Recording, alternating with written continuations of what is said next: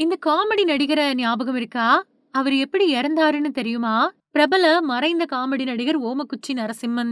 கிட்டத்தட்ட 1500க்கும் மேற்பட்ட படங்கள்ல நடிச்சிருக்காரு. நரசிம்மன் அப்படிங்கிறது அவரோட உண்மையான பேரு அப்படின்னாலும், அவர மக்கள் ஓமக்குச்சி அப்படிங்கிற புனைப்பெயர வச்சே கூப்பிட்டாங்க. நரசிம்மன் 1936வது வருஷம் தமிழ்நாட்டோட கும்பகோணத்துல பொறந்தவரு. 13 வயசுல அவரு வரலாற்று படமான ஔவையார் படத்துல குழந்தை நடிகரா தோன்றினாரு. ஆனா அதுக்கு பின்னாடி அவரு தன்னோட படிப்புல முழு கவனம் செலுத்தி பட்டப்படிப்ப முடிச்சு எல்ஐசில வேலைக்கு சேர்ந்தாரு. அதே நேரத்துல அந்த வேலையில தொடர்ந்து போய்க்கிட்டு இருந்தப்போ, சரஸ்வதி அப்படிங்கிற பொண்ண கல்யாணம் பண்ணிக்கிட்டாரு. இவருக்கு மொத்தம் 4 குழந்தைகள் இருக்காங்க. அவங்கள்ல விஜயலட்சுமி, நிர்மலா, சங்கீதா இந்த 3 மகள்களும், ஓம்காரேஸ்வர் அப்படிங்கிற மகனும் இருக்காங்க. குழந்தை நட்சத்திரமா ஒரு படத்துல நடிச்ச பின்னாடி மறுபடியும் வெள்ளித்திரையில தோன்ற அவருக்கு 30 வருஷங்கள் ஆச்சு.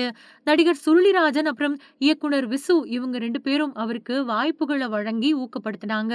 அதுக்கு பின்னாடி ஷங்கர், ரங்கநாத் மாதிரியான பிரபல இயக்குனர்களோட படங்கள்ல நடிச்சு இன்னும் அதிக அங்கீகாரத்த பெற்றாரு. ரஜினிகாந்த், கமல்ஹாசன், விஜயகாந்த் மாதிரியான எல்லா முன்னணி ஹீரோக்கள் கூடயும் நடிச்சாரு.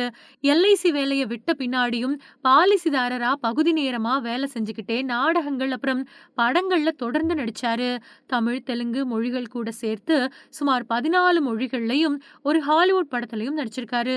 சில உணர்ச்சிகரமான வேஷங்கள்ல நடிச்சு பார்வையாளர்கள அழ வச்ச பெருமையும் இவருக்கு இருக்கு. இருந்தாலும் அவரோட பெரும்பாலான வேடங்கள் நகைச்சுவை வேடங்களா தான் இருந்துச்சு.